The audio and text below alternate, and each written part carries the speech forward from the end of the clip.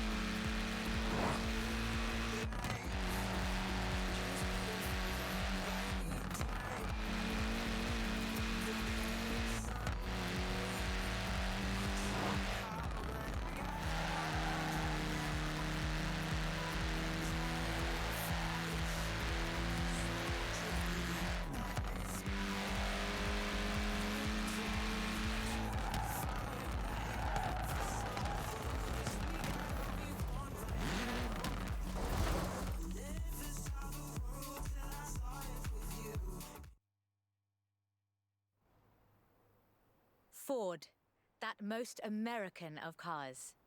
But the Ford Escort, oh, that's British.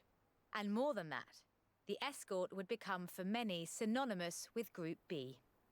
In the 70s, Ford had embraced that destiny so firmly that they'd begun their own championships to find new drivers. Drivers for cars like the RS 1800. This was a car designed explicitly for rallying, with a powerful fuel-injected 1790cc Cosworth BDE engine.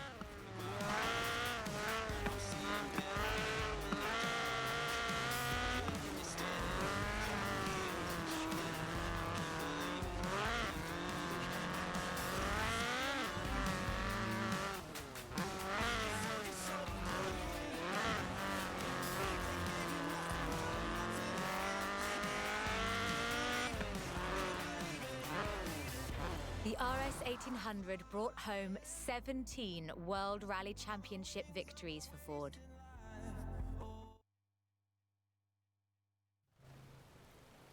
So, of course, Ford set out to design a better one. The RS 200 Evolution was their answer. A purpose-built rally car designed to do one thing: win Group B. With a 1.8 turbocharged Ford Cosworth BDT engine and all-wheel drive, the RS 200 had perhaps the best suspension platform of any car of its era. The chassis was fiberglass from Reliant, and the massive Ford parts bin was raided to give the car that iconic look. Fortunately, Ford built over 200 as part of the homologation requirements for Group B, so you can still find them. If you're lucky.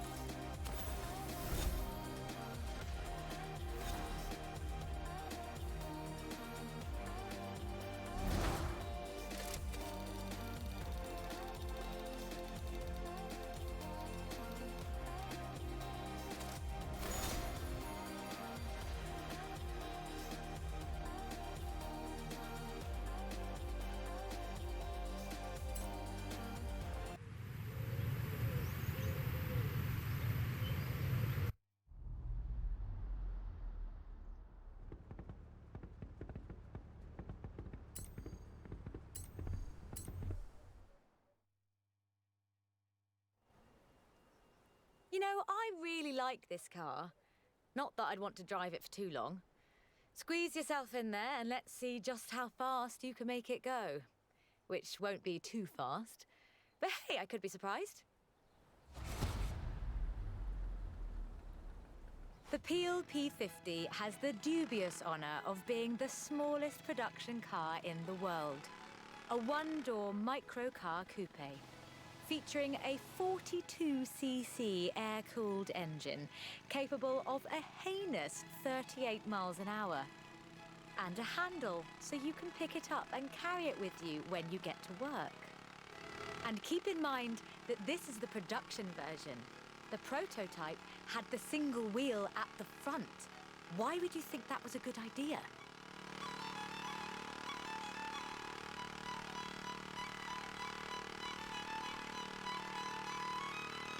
In 2010, though, production restarted.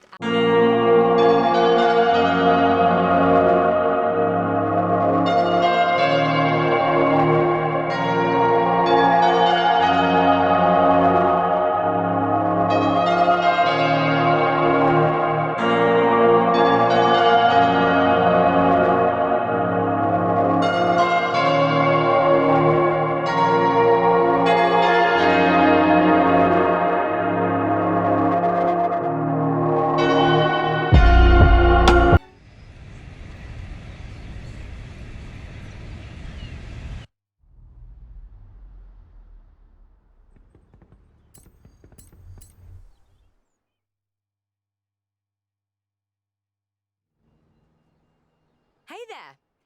How about a car with some actual legroom and some actual speed? This section's about what happened when McLaren decided to make a road car. You're going to enjoy this. The track and the road have very different requirements. For McLaren, that was a challenge they were more than willing to embrace. In 1988, they set out to create the finest sports car the world has ever seen. By 1993, they had achieved their goal, and the honestly fantastic F1 was the result. 106 would be built across all variants, and it remains one of the very best road cars ever made. The F1 has no turbocharger. That would have compromised the driving experience, increased complexity, and resulted in turbo lag. The F1 is a naturally aspirated supercar, one of the fastest in the world, in fact. Everything about this car is innovative, from the carbon fiber monocoque to the central driver position. McLaren threw the book away when they designed the F1, then they wrote a better one.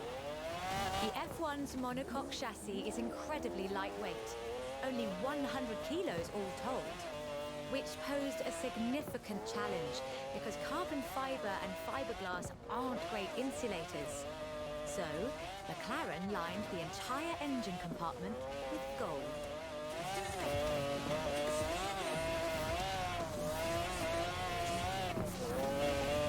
McLaren's racing heritage is so deeply ingrained in this machine that when they took it to Le Mans in 1995 and faced off against purpose-built racing machines, they won.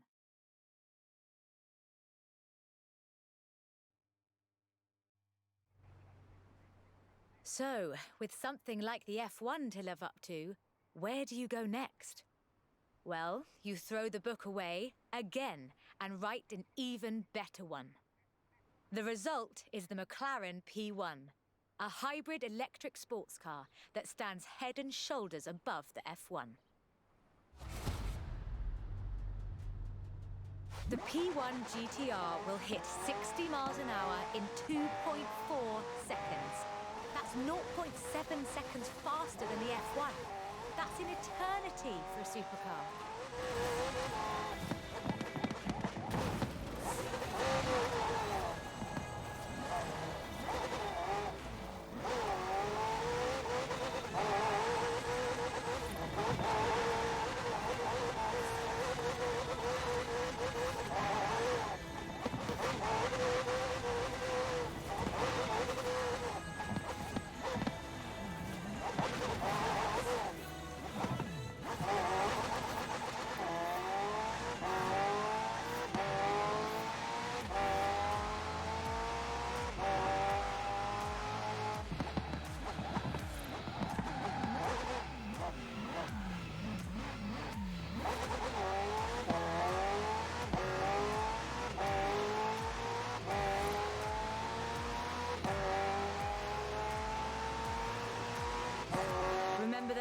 problems with turbo lag. McLaren solved that with the hybrid drive. While the turbos build pressure, the electric motor drives the wheels. No turbo lag, just torque. And because it's a hybrid, it has an all-electric range. Running on batteries alone, that's 6.2 miles. A bit more if you're going downhill.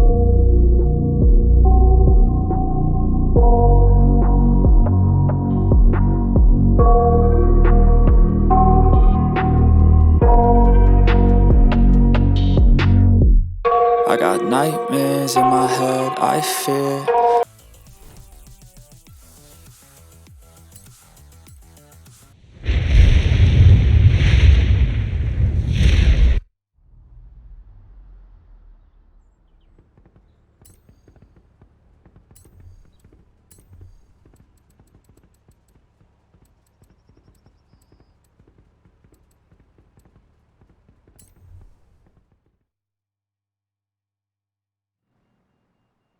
I quite like sleeper cars. Did Alex ever tell you the story of what we got up to in Colorado? There was this sleeper car competition, you see. Let's just say no one was ready for the sunbeam.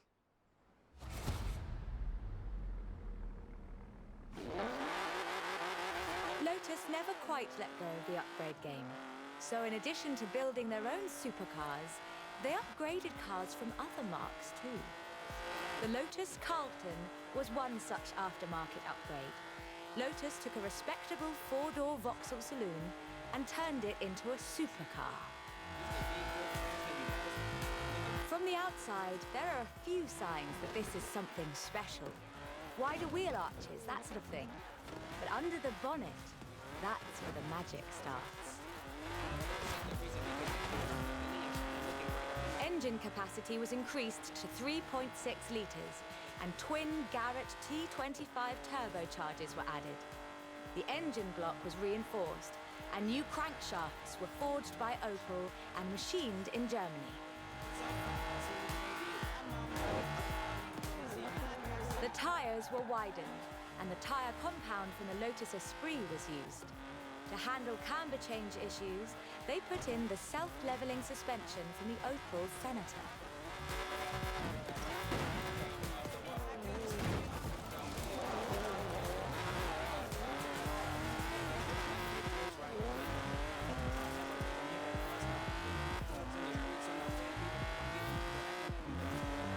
Only 950 of these custom gems were built, and they've become something of a modern classic.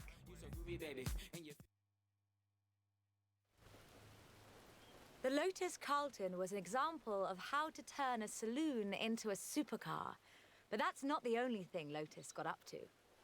In 1979, Chrysler approached Lotus to create a strict rally version of their Sunbeam three-door hatchback.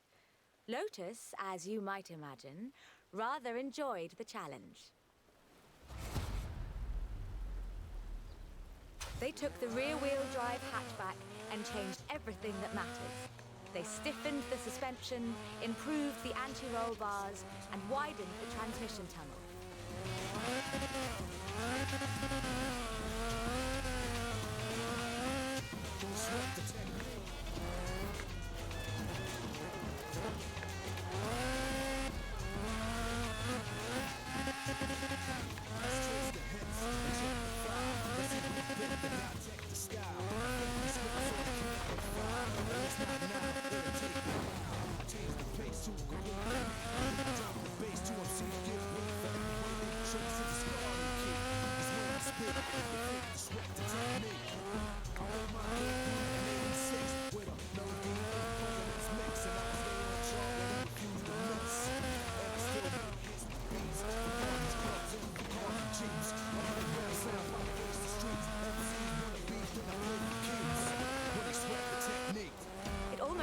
Wonder if Lotus should do more conversions.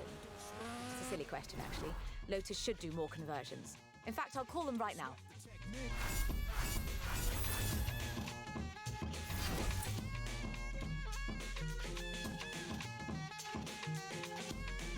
I speak indiscreet, 'cause talk is cheap. Then I get deep in the beat, think complete. Full with physique, never weak or obsolete.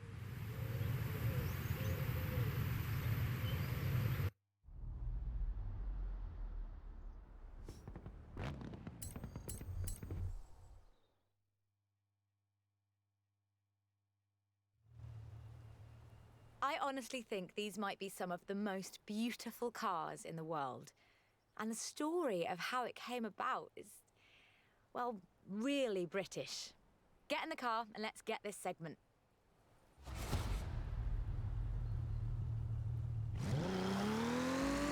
Jaguar is a bit of a favourite of mine.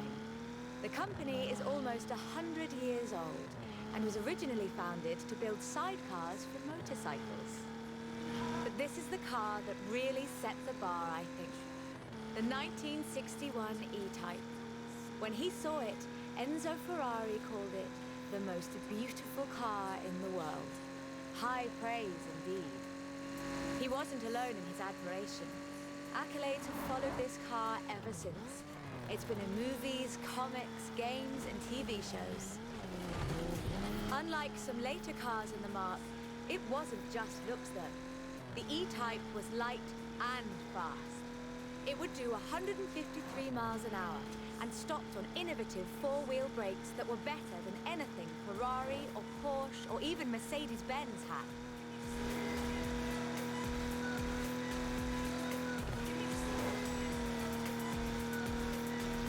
It was solid too, with a design based on the D-Type that won the 24 Hours of Le Mans 3 years in a row.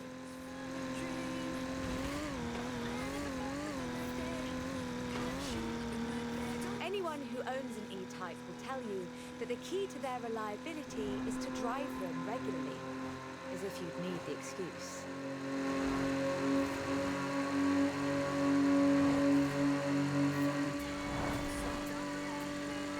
About 2,500 were built, and they're a common sight at auto shows, and surprisingly reasonably priced. All in all, an almost perfect Jaguar.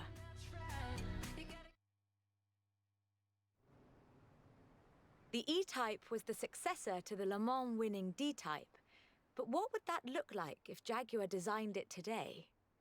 In 2013, Jaguar answered that question with the F-Type Project 7, a spiritual successor to the E-Type, and designed from the ground up to be the purest, most enjoyable Jaguar yet. The car's heritage is proudly displayed in the gorgeous D-Type curves and the distinctive aero hunch behind the driving position. But like the E-Type, it's not just a pretty face.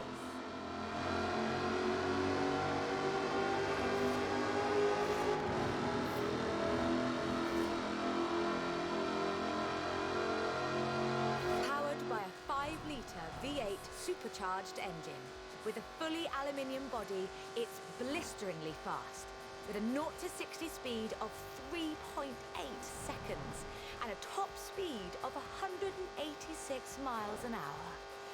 A car as beautiful as this must surely have been a carefully authored design. Actually, it started as a sketch by designer César Pierri, thrown together one Friday in his free time. Jaguar's design director, Ian Callum, saw the sketch in a thumbnail on César's computer during a meeting and asked him what it was. The rest is history.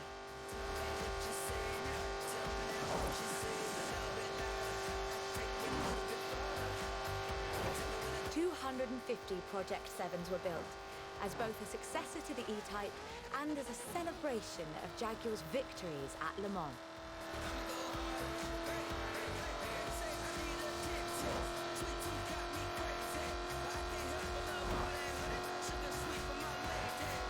I think I speak for all of us when I say, thank heavens for César's Friday afternoon doodle.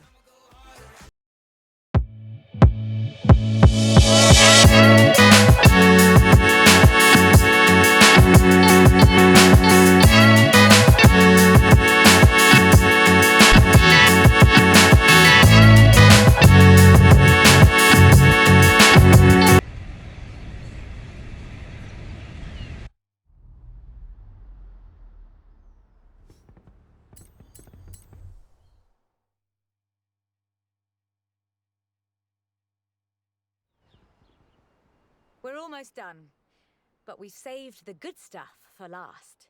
A spot of rallying in the most British car of them all. Get in, strap in, and let's nail this one.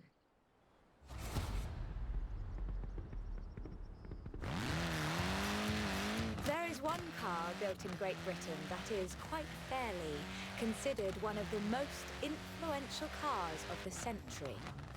It's a surprisingly spacious little city car with a side-mounted engine. It's an icon of popular culture. It's been built on every continent where there's a car factory. It's the Mini. The Mini Cooper S was built to be a performance machine with deeper engines, twin carburetors and front disc brakes.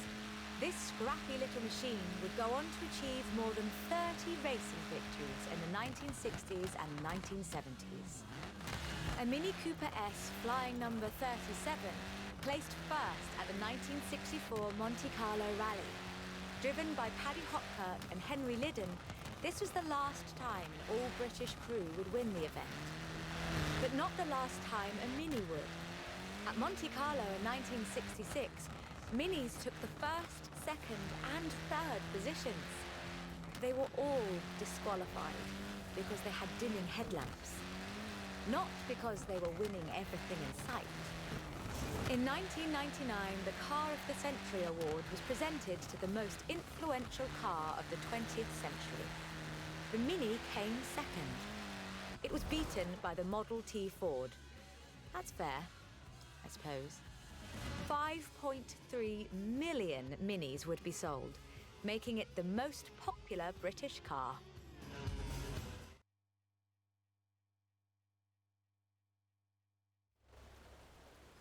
And then in 2000, BMW resumed production of the Mini, breathing new life into the iconic marque. If the Mini of the 1960s had its sights set on the roads of Monte Carlo, the X-Rayed Countryman has its eyes on something a little tougher. The deserts and rough terrain of the Dakar, for starters. A wit once said that the only thing Mini in this monster was the pedal. That's rather missing the point, I think.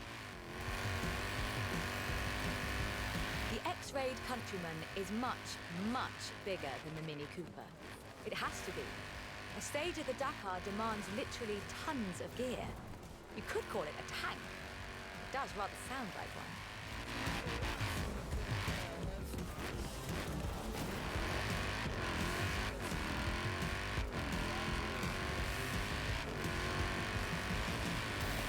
When Mini's X-Rayed division set out to build this thing, they had one goal in mind: winning the Dakar.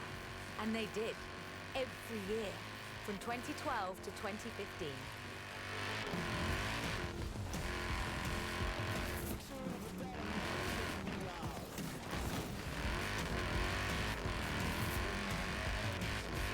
It's designed to be driven for 2 weeks over deserts and badlands, 5 kilometers above sea level. And it still handles like a hot hatch on a nice bit of dry airstrip.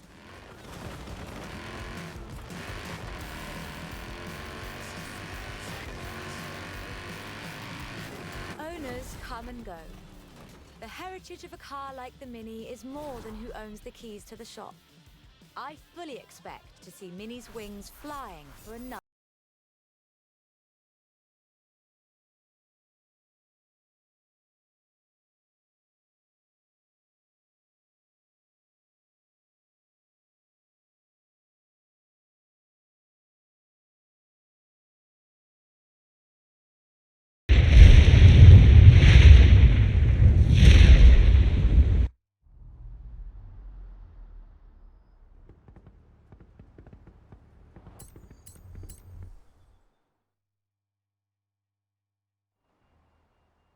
This is quite the story. Bentley at Le Mans in the 1930s. Gentleman racers, heroic driving, and a personal hero of mine. Take good care of the cars, though. Both of them are mine.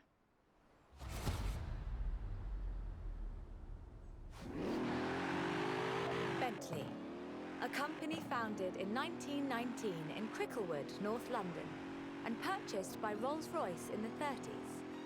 A company synonymous with both racing and luxury. Perhaps the best example I know of those two extremes of British engineering. For almost a century, every Bentley was hand-built to exacting standards. So at the beginning of the 21st century, when Bentley revealed their first mass-produced car, there were a great many questions.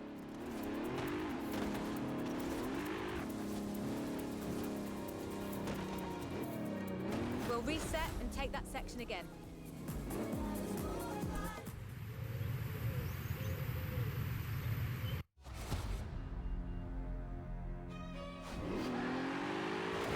Bentley, a company founded in 1919 in Cricklewood, North London, and purchased by Rolls-Royce in the 30s. A company synonymous with both racing and luxury. Perhaps the best example I know of those two extremes of British engineering. For almost a century, every Bentley was hand-built to exacting standards. So at the beginning of the 21st century, when Bentley revealed their first mass-produced car, there were a great many questions. The car was the Continental GT, an elegant grand tourer that combined a racetrack pedigree with exquisite style and all the power you could need.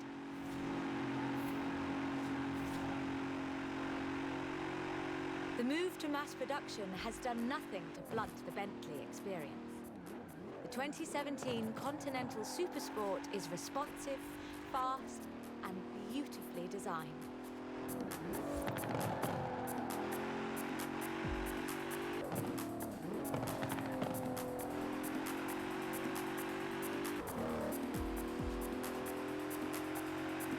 It brings together all-wheel drive, carbon fiber bonnet sides and side skirts to create the most powerful performance-focused car the company has ever built.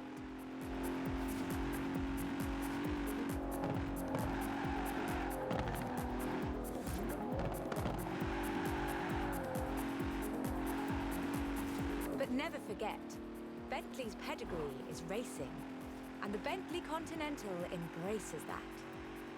In 2007, a largely standard Continental Speed GT broke Bugatti's record for the flying kilometre on the frozen Baltic Sea. And then in 2011, they broke their own record. 205 miles an hour, both ways, on ice.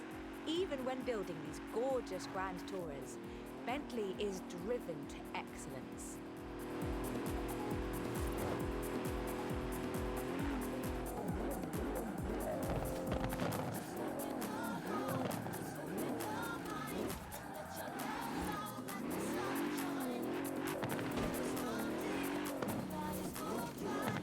Today, Bentley means modern, peerless luxury and elegance. But that's far from the full story.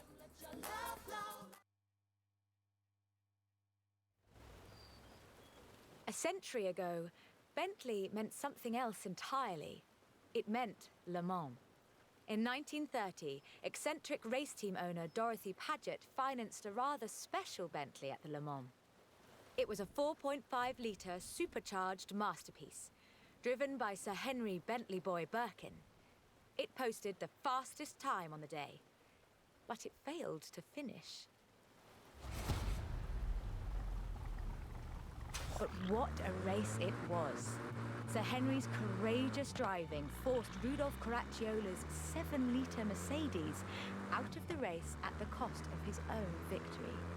But in doing so, he handed the day to the Bentley Sixes, a gentleman racer indeed.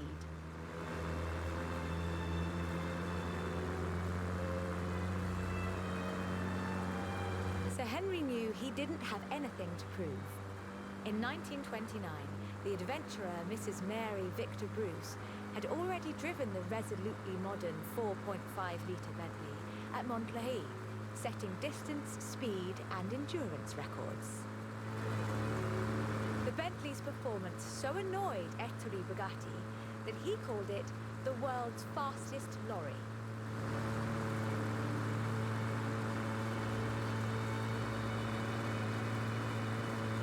The blower had the last laugh, though. In 2012, it was sold at auction for over £4 million, which is more than enough to buy a Veyron and a racing truck, if you're keeping score.